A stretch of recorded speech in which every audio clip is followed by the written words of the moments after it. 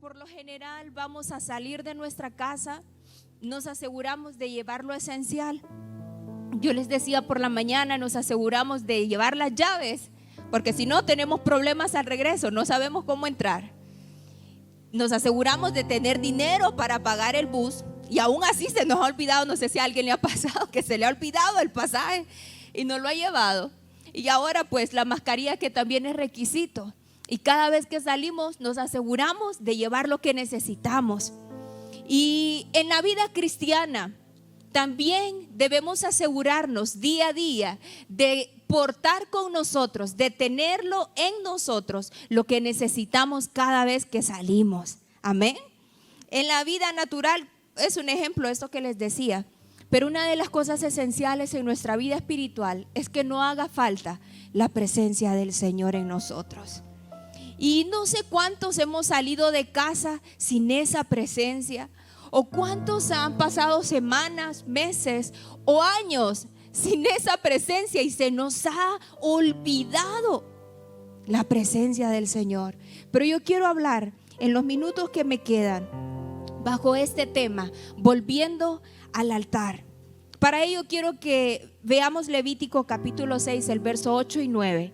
Vemos cómo en este pasaje el Señor le da instrucciones específicas al pueblo de Israel acerca del holocausto o del sacrificio, cómo debía ofrecerse, qué se debía hacer, cómo se debía vestir, en qué momento entraba el sacerdote, en qué momento salía y en qué momento se encendía el fuego. Habló aún Jehová a Moisés diciendo: manda a Aarón y a sus hijos y diles, esta es la ley del holocausto. Mire que le dice, dile. Dios le dijo a Moisés y le dijo, dile a Aarón y dile a sus hijos, porque Dios es un Dios de generaciones. Y le dice, el fuego estará encendido sobre el altar toda la noche hasta la mañana. El fuego del altar arderá en él. Y el fuego encendido sobre el altar no se apagará, sino que el sacerdote pondrá en él leña cada mañana y acomodará el holocausto sobre él y quemará sobre él las grosuras de los sacrificios de paz. El fuego, repite en el verso 13, arderá continuamente en el altar y no se apagará. Hace unos días compartí esta palabra con algunos de los jóvenes y el Señor me inquietaba nuevamente a tomar esta palabra para la iglesia.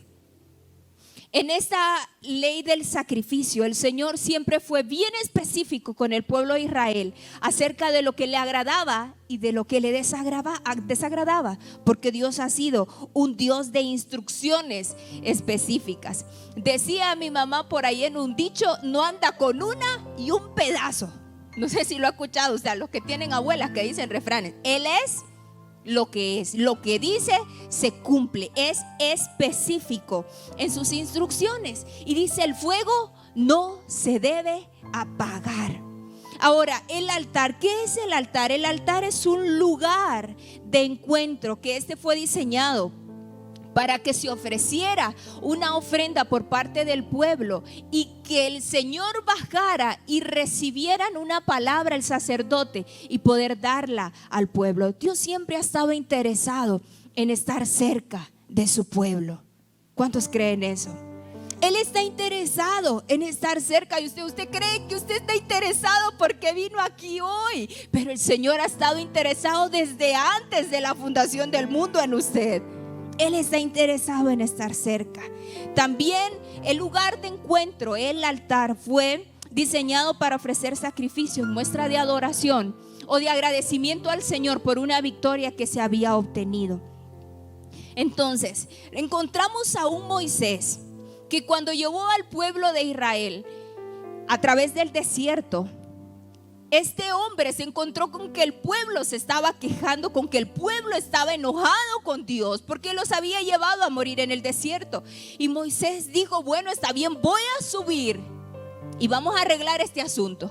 Vamos a ofrecer aquí sacrificio, vamos a hacer altar y nada más y nada menos que una zarza ardiendo fue la que se encontró por ahí. Y cuando Moisés bajó de hablar con Dios, dice la palabra que su rostro resplandecía, de tal manera que tuvo que cubrirlo con un velo, y el pueblo decía: ¿quién es el que viene ahí? No lo podemos ver. Hubo una evidencia de que Moisés había estado cerca del Señor. Amén. Porque cuando estamos cerca de Dios, hay evidencia en nosotros. Y luego de esto, Moisés también construyó un tabernáculo, porque no solamente quería él hablar con Dios, sino que también el pueblo se acercara. Y después de esto encontramos a un David que quería hacer casa para el Señor, para que le adoraran. No pudo él construirla, pero su hijo Salomón lo construyó. Y dice que el día que inauguraron ese templo y este lugar espectacular para un Dios tan grande, dice que su presencia fue tan espesa en aquel lugar que los ministros no pudieron seguir, que los sacerdotes no pudieron seguir, porque la presencia del Señor era tan espesa en aquel lugar. Y es que cuando Dios llega, se alteran los programas. No sé si a usted le ha pasado, lo ha visto alguna vez. Se altera el orden, y no como los relajos que vemos ahí en las protestas, ese tipo de alteraciones, no, sino que Dios altera los planes cuando está cerca de sus hijos. Ese templo que se construyó también fue destruido, y el profeta Ageo dijo: no se preocupen, que la gloria postrera de esa casa será mayor que la primera, no será como esa que conocieron. Y después encontramos en la palabra que Dios dijo también: nunca más voy a habitar en un templo hecho de manos o hecho por hombres. Ahora me buscaré otro templo. ¿Y quién cree usted que es eso? Somos nosotros. Nosotros somos esta casa y ese templo donde el Señor busca tener encuentros con nosotros. Nosotros somos ese templo y morada del Espíritu Santo. Hemos escuchado ese verso y lo hemos aprendido, pero muchas veces solo lo tenemos en el conocimiento y no hemos ido a ese lugar de encuentro. Cuando nos encontramos con alguien que hace mucho no vemos, ¿cuál es nuestra reacción? Si aquella persona nos agrada, ¿cuál es nuestra reacción? De mucha alegría, y lo abrazamos y decimos: oh, ¿cuánto tiempo? Y se ponen al día. Eso es un encuentro, y hoy es necesario que muchos se encuentren con el Señor, porque ya días no lo miran.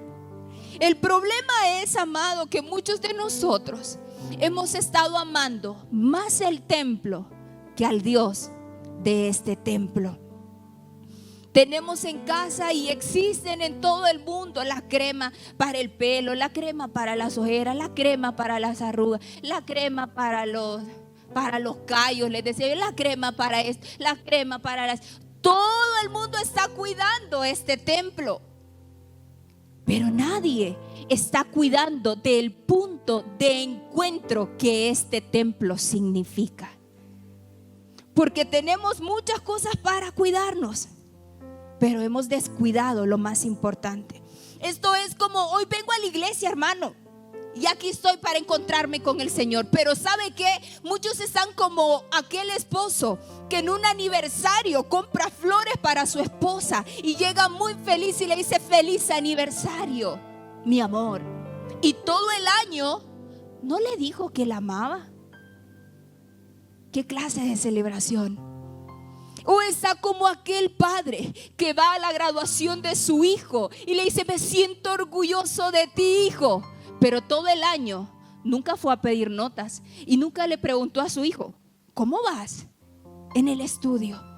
O como aquel que quiere hacer un viaje y está emocionado y echa su ropa y echa sus zapatos, que nada se le vaya a olvidar, y alista las maletas porque va de viaje, pero se le olvidó comprar los boletos. Y muchos estamos aquí hoy queriendo tener un encuentro y habiendo olvidado lo primordial: tener listo el lugar para el encuentro con Dios.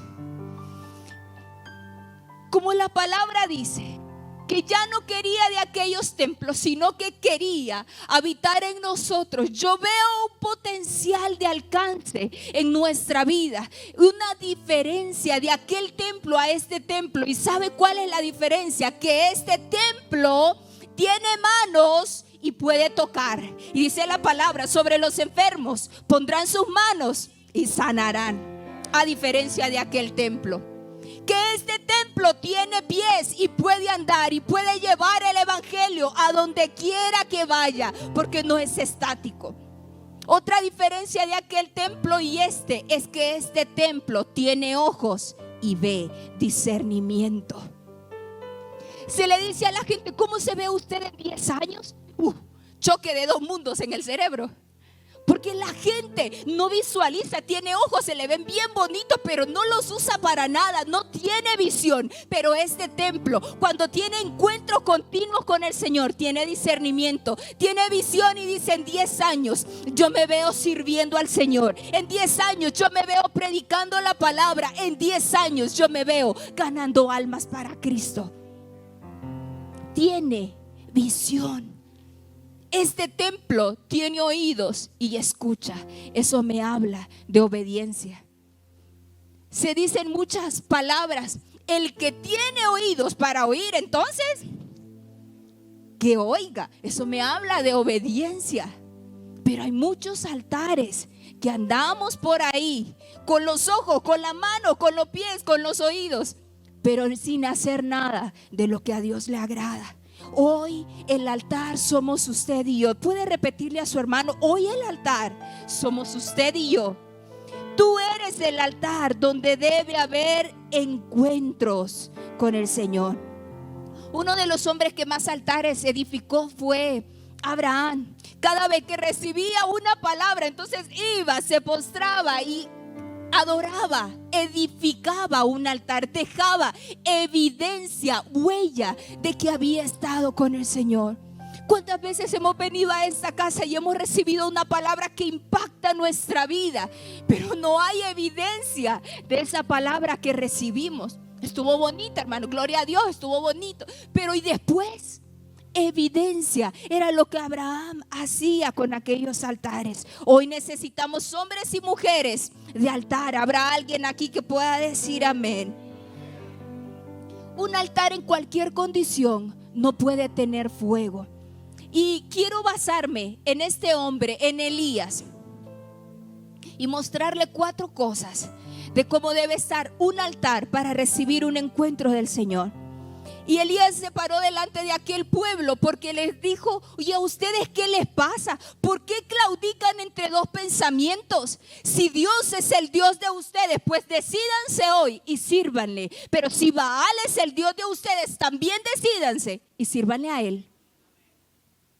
Y es que muchas veces así está el cuerpo de Cristo, claudicando entre dos pensamientos. Hoy soy cristiano y mañana no soy. Hoy estoy determinado y quiero servir y mañana no quiero. Yo me levanto hoy como Elías y le digo: iglesia de Cristo, no claudique entre dos pensamientos. Hay gente que no sabe si todavía es de Ríos o no.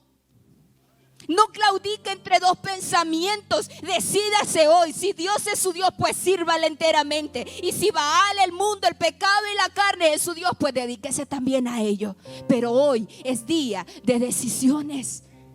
Volvamos al altar. Lo primero que Elías hizo no fue decir: Señor, consúmelos a todos porque no se deciden. No, sino que edificó un altar. Y lo primero que hizo Elías no fue pedir un milagro, sino, dice la palabra en Primera de Reyes capítulo 18 verso 30: entonces dijo Elías a todo el pueblo: acérquense a mí.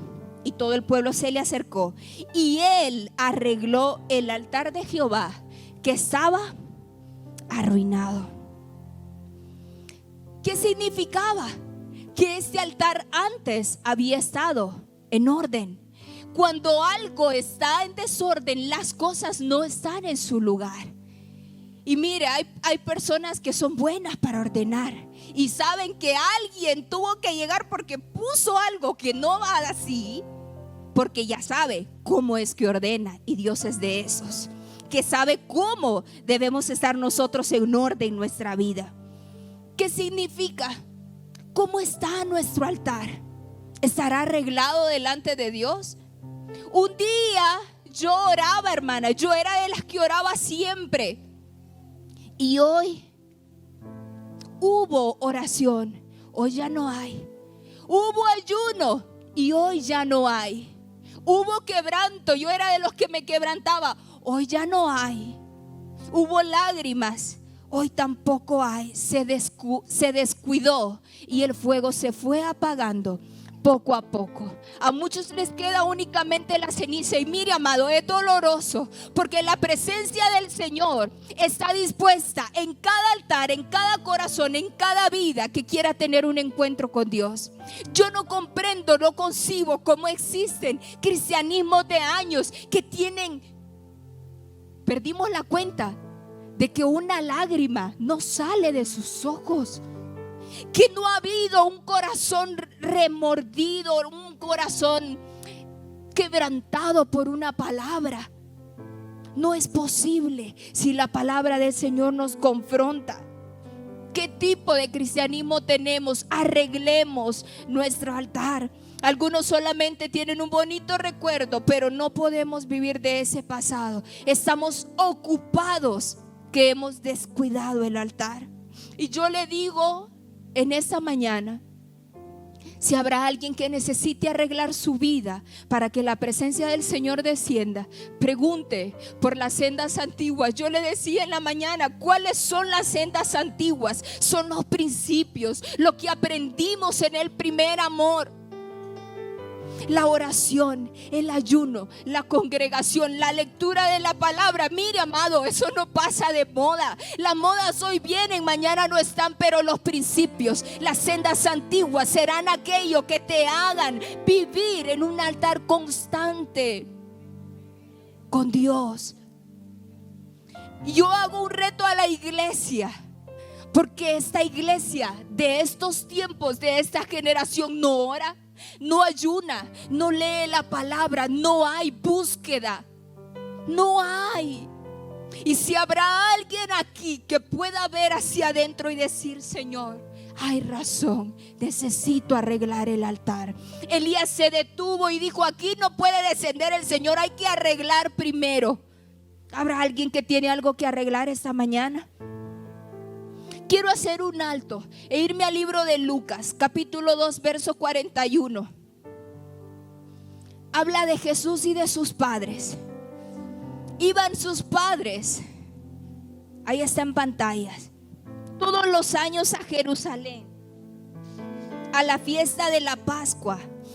Y cuando tuvo 12 años, subieron a Jerusalén conforme a la costumbre de la fiesta. Al regresar ellos, acabada la fiesta, se quedó el niño Jesús en Jerusalén sin que lo supiesen José y su madre. Y pensando que estaba entre la compañía, anduvieron de camino un día y le buscaban entre los parientes y los conocidos.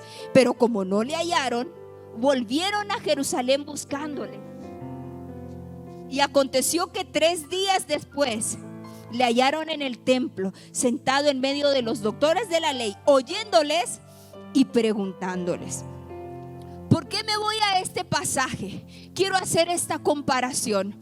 Dice que iba José y María con Jesús, un niño de 12 años, como era costumbre, a la fiesta de la Pascua. ¿Y usted por qué vino hoy? Hoy era domingo, hermano, y me tocaba iglesia, y me tocaba venir, como es costumbre. ¿Por qué vino hoy? Señores, que desesperadamente necesito tu presencia. ¿O es costumbre? José y María iban con Jesús como era costumbre a la fiesta. Y dice que mientras iban en el camino, fueron a la fiesta, regresaron, y en lo que iban platicando se les olvidó a alguien. Perdieron en el camino sin darse cuenta. Perdieron a Jesús.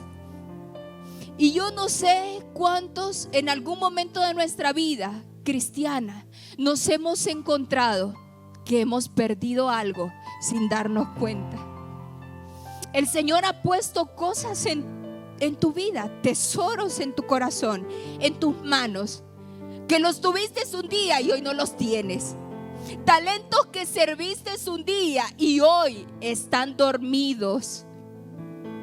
José y María perdieron a Jesús. ¿Y usted qué ha perdido sin darse cuenta? Y cuando el Espíritu viene y nos retoma y nos confronta, y entonces decimos: Señor, ¿cómo es posible que hoy esté en esta posición y no esté ejerciendo lo que tú me has dado para hacer?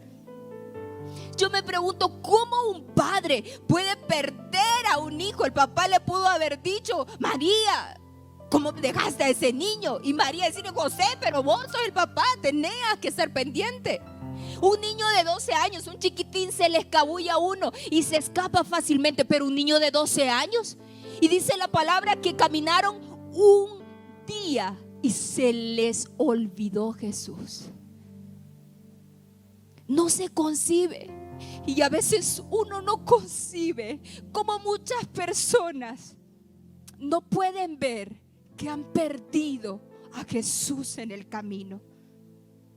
No concibe cómo gente empezaron apasionadamente sirviendo al Señor y hoy no hacen nada. No se concibe, sin darse cuenta, han perdido lo que Dios les ha dado. ¿Qué cosas tenías que ya no las tienes y no te has dado cuenta por las ocupaciones? Y dijo José y María: ¿y Jesús?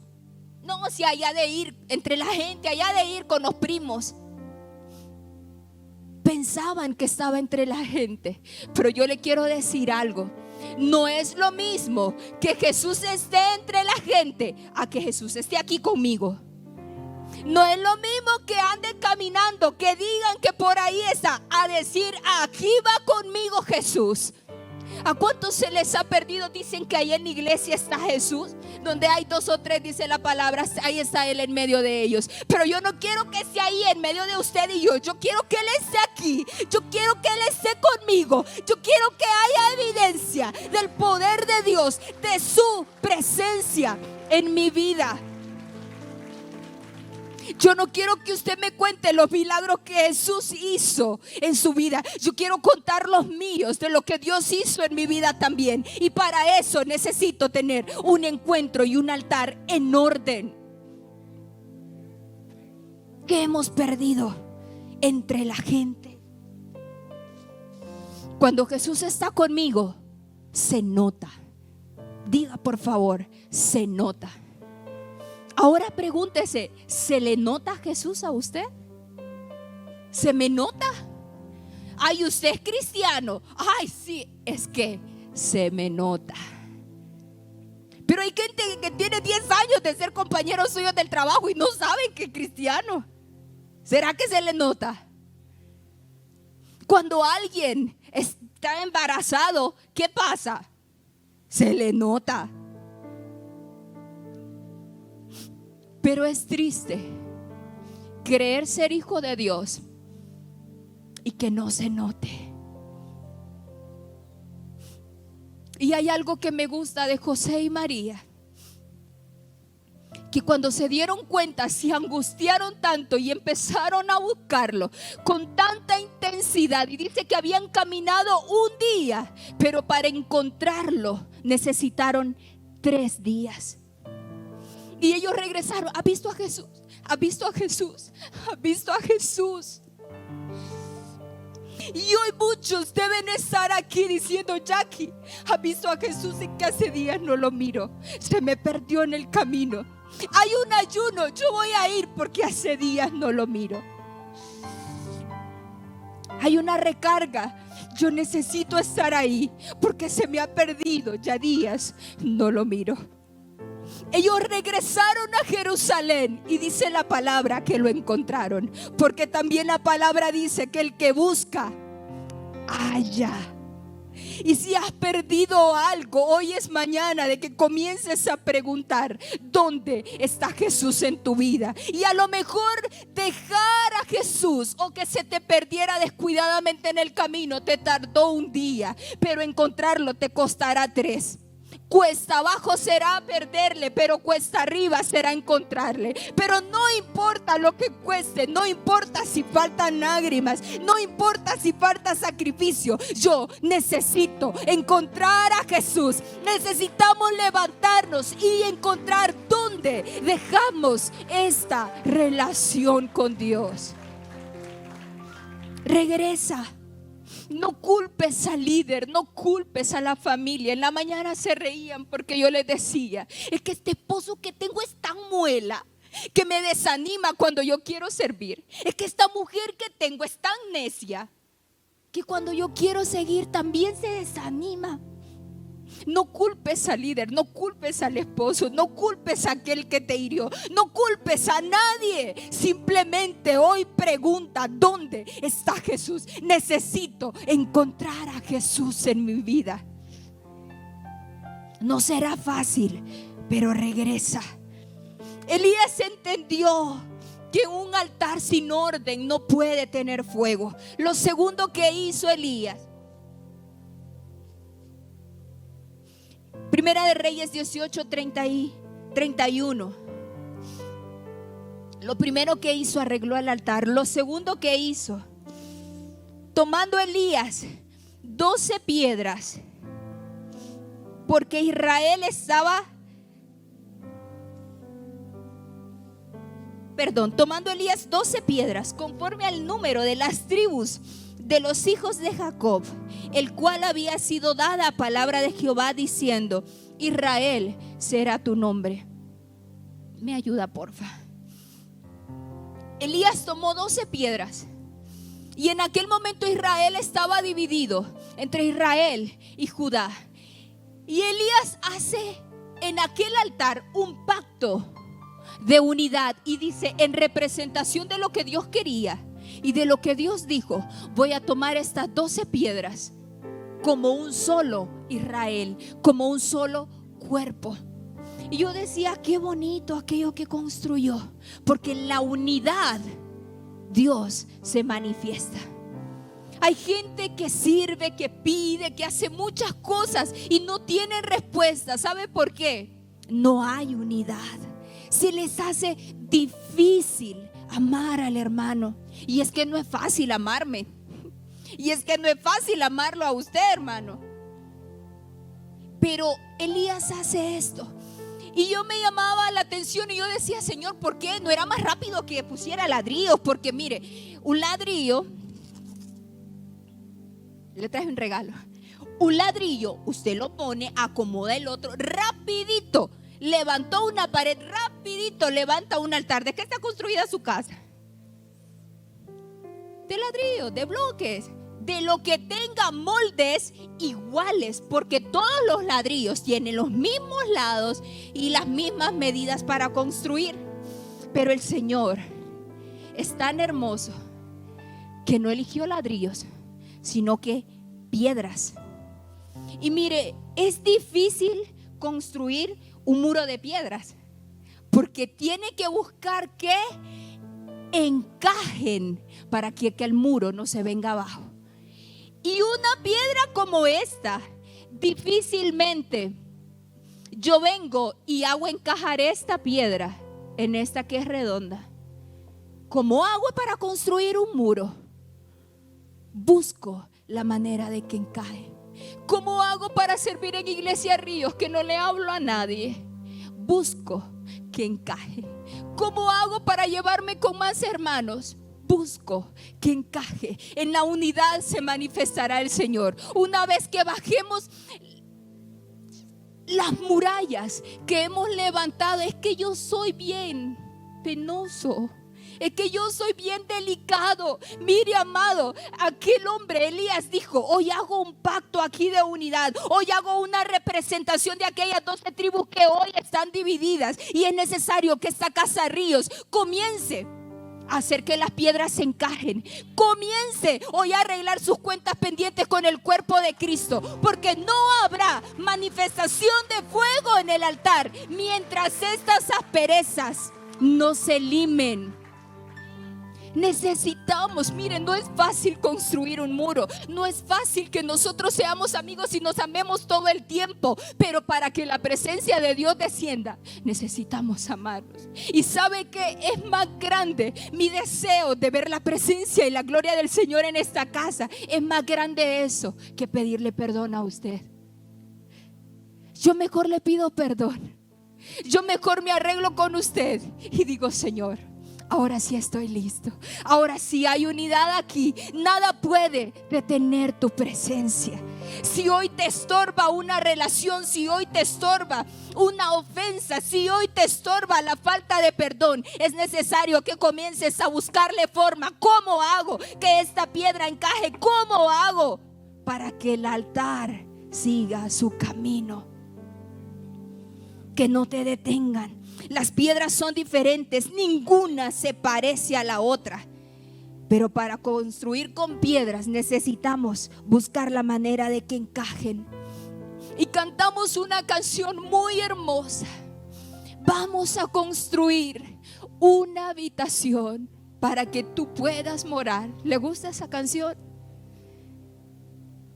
Un lugar donde tú puedas habitar. Vamos a construir. Usted le puede decir a su hermano de al lado: hermano, yo voy a construir con usted una habitación para que el Señor venga. No importa si no nos caemos bien, no importa si tenemos diferencia, vamos a construir. Habrá alguien en esta casa que diga: hermano, vamos a construir. Pero para eso se necesita dejar de lado las diferencias. Dios nos hizo diferentes con un propósito, amado. Así que aceptemos eso, de lo contrario no veremos su gloria aquí.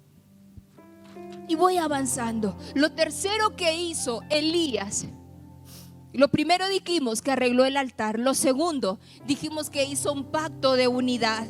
Y lo tercero que hizo está en Primera de Reyes, capítulo 18, verso 33. Dice que preparó luego la leña y cortó el buey en pedazos y lo puso sobre la leña. Esto era un sinónimo de sacrificio, porque no hay fuego en los altares vacíos. Nuestro pastor nos ha enseñado que no hay altar sin sacrificio, pero tampoco hay un sacrificio sin una respuesta. Y para que la presencia del Señor venga a nuestra vida, lo siguiente es hacer sacrificio.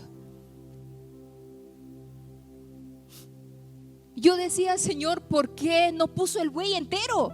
Era más fácil. Pero dice que lo cortó en pedazos y lo puso sobre la leña. Mire, la carne es dura, pero si la corta en pedazos, fácilmente le cala el fuego. Y a veces no hemos querido entender y decir: ay, sí, Señor, aquí va este buey, aquí lo pongo. Pero esta carne es dura de matar. Nuestras debilidades son duras de matar. Y no como la película. Son duras de dejar. Pero es necesario hacer sacrificio de nosotros mismos. Yo no sé qué el Señor te está llamando a sacrificar hoy. ¿Será tu tiempo? Porque hay gente que son muy buenas personas, pero no tienen tiempo para servir al Señor. Sacrifica. A lo mejor ese es el buey que tenga que partir en pedazos.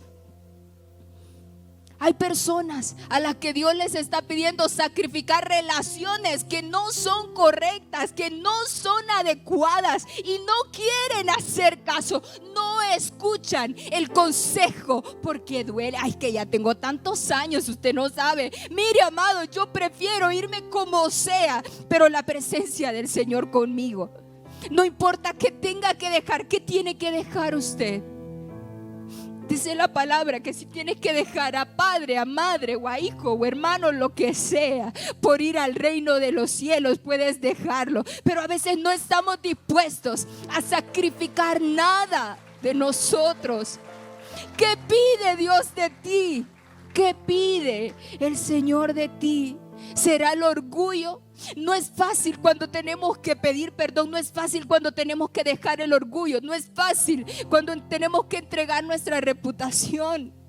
Muchas veces nos encontramos en tiempos aquí que todos deberíamos de postrarnos, pero decimos, ¿qué van a pensar de mí si me pongo a llorar? Van a decir que estoy en pecado.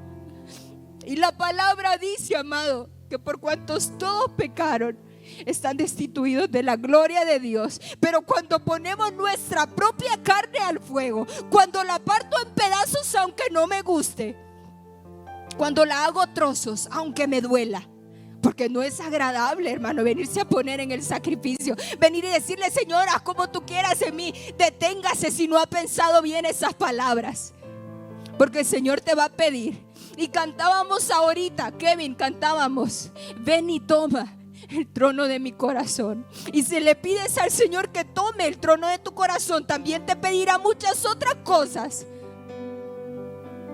¿Hasta dónde estamos dispuestos a sacrificar por la presencia del Señor? ¿Hasta dónde?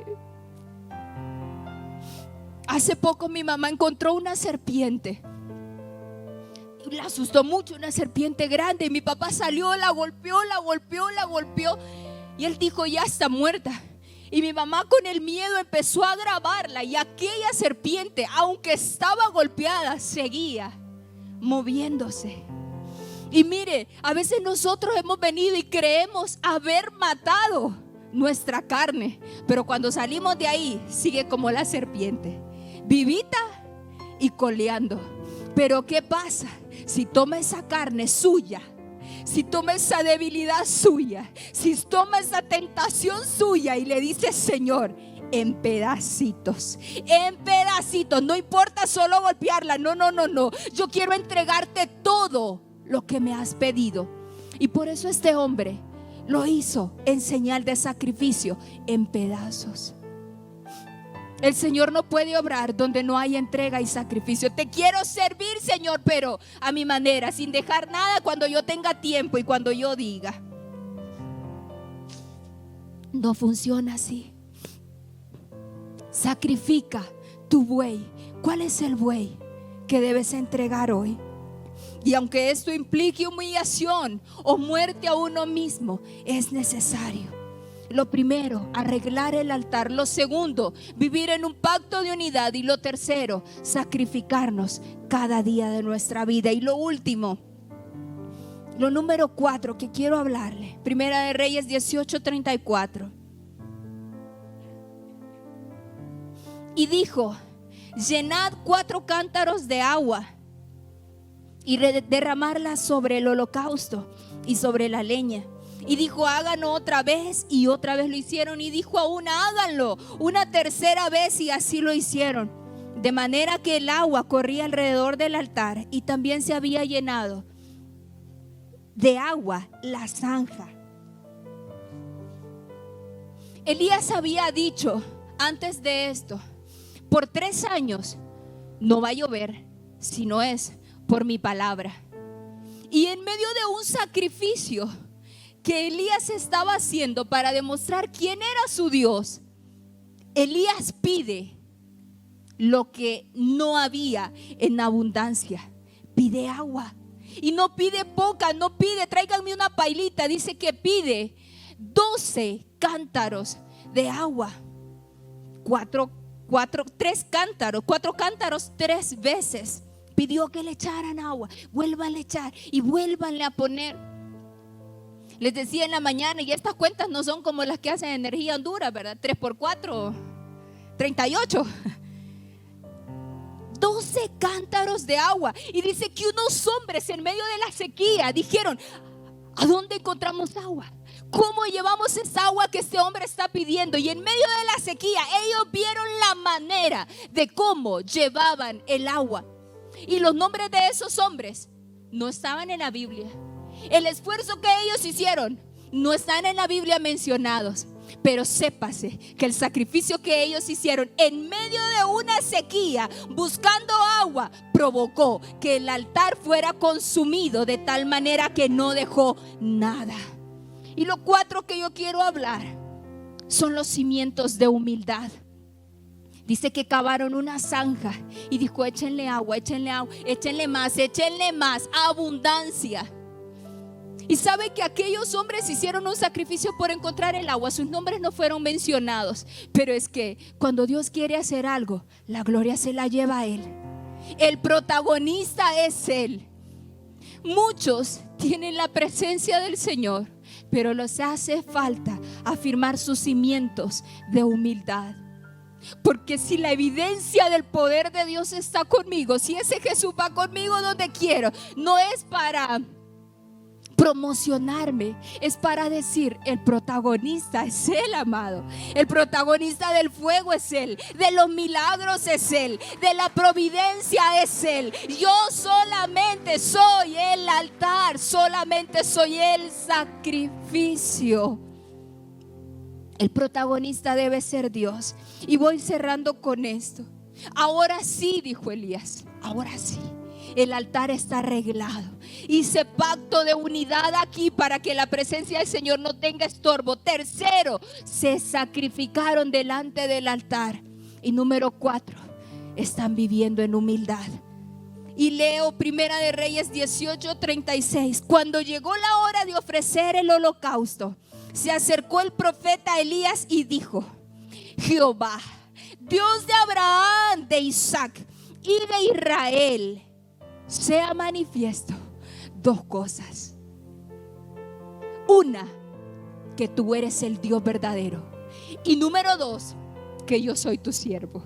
Porque donde hay un Dios verdadero y donde hay alguien que puede ceder su propia vida en sacrificio, debe haber evidencia de que somos hijos de Dios. Sépase 2 cosas a este pueblo: que tú eres Dios y que yo soy tu hijo. Y dijo: responde. Y de inmediato se abrieron los cielos y bajó un fuego que consumió aquel altar. Dice la palabra que se lamió el agua de la zanja, que no quedó piedra, que no quedó leña, que no quedó buey, que no quedó nada. Lo consumió, que significaba aceptación. Y yo digo: Señor, cuando yo clame, hay gente que, mire, los de Baal se sacaban y decía: Baal, respóndenos, y hacían tantas cosas. Y a veces los hijos de Dios estamos como los profetas de Baal, pidiendo con un montón de musarañas y de cosas para que Dios responda. Pero cuando hay encuentros continuos con el Señor, amado, solo tienes que decirle: papá, tú eres verdad y yo soy tu hijo, así que respóndeme y el milagro se verá hecho. No será necesario hacer tanta cosa, porque la evidencia de Dios y del poder estará en tu vida. Sea notorio. Y podemos nosotros como iglesia de Cristo hoy hacer notorio que Él es nuestro Dios. Viéndolo todo, el pueblo se postró. Y Elías mandó a traer a todos los profetas de Baal, y dice que los llevó a un arroyo y allí los degolló a todos. ¿Qué significaban estos profetas? Una amenaza. Y mire, los hijos de Dios estamos siendo amenazados para que la presencia del Señor no viva en nosotros a través de tantas cosas que nos llevan al pecado y que nos hacen cortar la relación con Dios. Y el profeta Elías llevó a aquellos profetas de Baal y les dijo: hasta aquí termina tu amenaza. Y yo le invito al pueblo de Cristo que se levante hoy, y si quiere ser de aquellos que dicen: Señor, clamamos tu presencia, donde 2 o 3 se unen, ahí estás tú, Señor, y tu presencia desciende. Si yo quiero ser de esos, hoy también tengo que degollar, tengo que matar aquello que me hace una amenaza, para no estar y vivir en la presencia del Señor. Pero jugamos con las amenazas, pero vivimos al corre que te alcanzo con las amenazas, amado. Si alguien te quiere robar la salvación, si alguien te quiere quitar lo más preciado, que es la presencia del Señor, no andes con juegos. Si necesita morir, necesita morir. Si necesita entrega, necesita entrega. No andes con juegos. La presencia del Señor es tan hermosa y podemos palparla y vivir de ella en el solo momento que tengamos entrega. Cuando el altar está en orden y nosotros damos la palabra, Dios responde.